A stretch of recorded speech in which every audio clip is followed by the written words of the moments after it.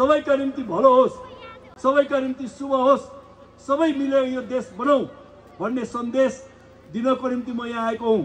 त्यसकारणले म कुनै राजनीतिक पार्टी र नेताहरूप्रति टिप्पणी गर्न आज चाहन्न। सबै मिलौँ, सबै अगाडि बढौँ। यो देशको समृद्धि हासिल गर्नु छ। यो देशमा शिक्षा, स्वास्थ्य, पछौटेपन यसलाई अन्त्य गर्नु छ।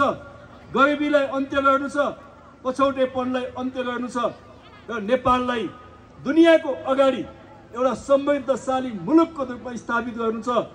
आज नयाँ वर्षको दिनबाट हामी त्यसको लागि सङ्कल्प गरौँ र थप एकताबद्ध हुँदै अगाडि बढौँ।